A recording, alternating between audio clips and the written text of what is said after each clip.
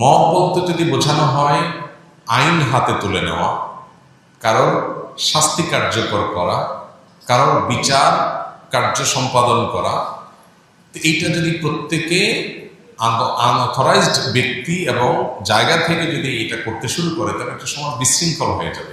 এটাকে ইসলাম সমর্থন করে না। বরং যে কোনো মানুষ অন্যায় করলে তাকে যথাযথ বিচারের মাধ্যমে শাস্তি দেওয়ার কথা ইসলাম বলে। আমরা যদি নবী করিম সাল্লাল্লাহু আলাইহি সাল্লামের জীবনে দেখতে পাবো, তার জীবনে বহুবার এমন ঘটনা ঘটেছে যে কেউ এমন একটা অন্যায় কাজ করেছে যে অন্যায়ের কারণে তিনি মৃত্যুদণ্ড পাওয়ার মতো। সেখানে উপস্থিত করে একজন সাহাবী বলেছেন, হে আল্লাহ রাসূল, আপনি আমাকে পারমিশন দিলে এই লোকটা যে জঘন্য অন্যায় করেছে তার শাস্তি আমি কার্যকর করতে চাই। এই যে একটা জায়গা যে সাহাবী নবীজির সামনে বলতেন, হে আল্লাহ রাসূল, আপনি বললে আমি এটা কার্যকর করব।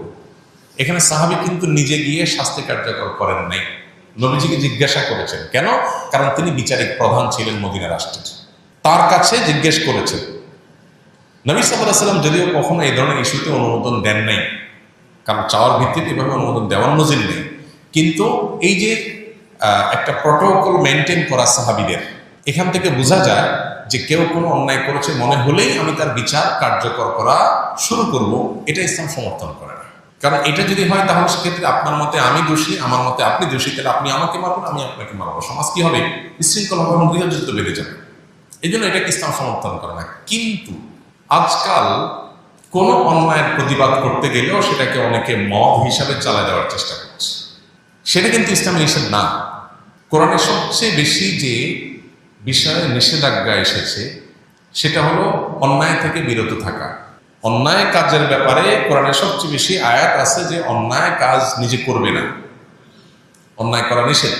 আবার এর পাশাপাশি অন্যায় দেখলে সেটা বাধা দিতে হবে, এ ব্যাপারে নির্দেশও আসছে কোরআনে সবচাইতে বেশি।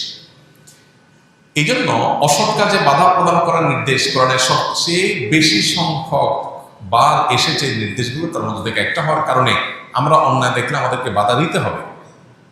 অন্যায় দেখলে যদি আপনি বলেন না এটা আমার কাজ না, তাহলে এটা হলো স্বার্থপর মানুষের কাজ, এটা ইমানদারের ভূমিকা না। ইমানদারের ভূমিকা হলো অন্যায় দেখলে কি করবে? সে বাধা দেওয়ার চেষ্টা করবে। হ্যাঁ, বাধা কতটুকু দেবে? ওই যে তাকে শাস্তি কার্যকর করানো, তাকে থামানো। আজকাল আমাদের সমাজে দেখা যায় চোখের সামনে একটা মানুষ খুন হয়ে যাচ্ছে, সবাই যার যার মতো চলে যাচ্ছে, কেউ দিকে তাকাচ্ছেও। এটাকে ভৎসনা করেছে ইসলাম, এটাকে কোরআন ভৎসনা করেছে। এই জন্য অসৎ কাজে বাধা প্রদান এটা ভালো কাজ, কিন্তু কারোর বিচার, কারোর শাস্তি কার্যকর করার দায়িত্ব নিজের কাঁধে তুলে নেওয়া এটা ভালো কাজ